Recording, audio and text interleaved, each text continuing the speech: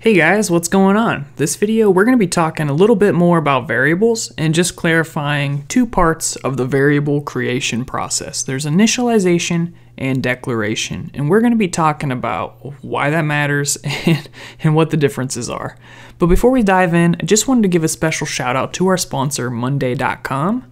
For those of you who don't already know this, Monday.com is a project management solution. You guys can find their link in the description below, and if you sign up, that would help me out a lot. What they do is they allow you to break up your work and your projects into consumable tasks. You can report on the progress of these tasks and label them however you please. The benefit of this is that it helps you keep track of what you're working on, what needs to get done, and what blockers there are from preventing you from getting things done. Definitely a great solution if you need help organizing your life, your development, or a team project. So check them out, you guys won't be disappointed. Now let's talk a little bit more about variables.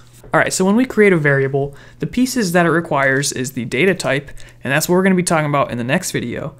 Then the identifier, the assignment operator, and then a value, such as 5. Now the little squiggly just says that it's not being used, so that's not an issue. Now this is actually doing two steps. We have the declaration and then the initialization. Initialization, oh my golly. It's so late guys, I can't spell for the life of me. Initialization, there we go. So if we wanted to break this up into two steps, I'm gonna show you guys how to do that. We're gonna do that with a different variable. I'm gonna say int y, and then y is equal to 5. So this is the declaration, and this is the initialization. When we declare a variable, we're basically just saying that, hey, this is a variable we're going to use in our program. When we initialize it, we assign a value to that variable. Why is this important? Well, it's kind of hard to see now, but it's going to come up. Basically, you can be in a situation when you're working with a variable in a state where it's not yet been initialized, and this can cause issues. C# is a compiled language and will give you errors if you try to use an uninitialized variable. So if I went down here and did console.writeLine and threw in y, and then if we comment out the initialization, you can see we get an error. And this is a compiling error. You can see it's in red where this one's in orange. It might be hard for you guys to see on the video, but if you're coding this out, you might be able to see it a little better. And what happens is when we run this, we get an error. So it doesn't let us compile our program, the build failed. In other languages, such as JavaScript, if you just declared a variable and then started using it, the value would be undefined, which may or may not work. In some situations, you guys might like that because you don't get as many compiling errors. I prefer compiling errors because it helps me find issues before running the program and before delivering it to a customer. So why exactly would you ever want to declare and initialize the variable separately? Well, this really has to do with variable scope, which we'll dive in deep later on. But there are situations when you know you're going to need a variable, but you don't know the value of it yet. So you might just declare it, and then later on you can assign it a value.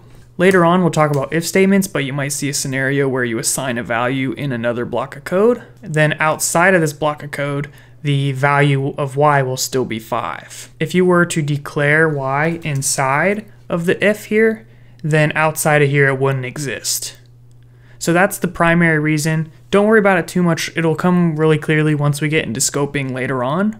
For now, just know there are two pieces to creating a variable. Now there might be a situation where you don't want to leave a variable undeclared, but you actually want to say, hey, this doesn't have a value, and you don't want to get any compiling errors. Well, for that, you want to use what's known as nullable types. I might have a video dedicated to this, but if you want to do that, put a question mark after the data type, and then use the value null. Let me get rid of these comments here. So null means nothing, so we're basically saying y does not have a value.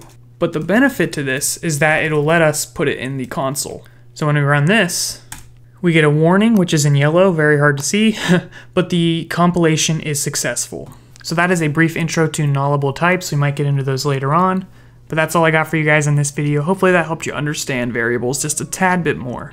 The next video, we're going to talk about these data types here, and we're going to just do a little bit of a deep dive, go through the different data types, and what you need to know to succeed as a C# developer. Alright, that's all I got for you guys. Peace out. Hopefully you enjoyed the content. Be sure to subscribe.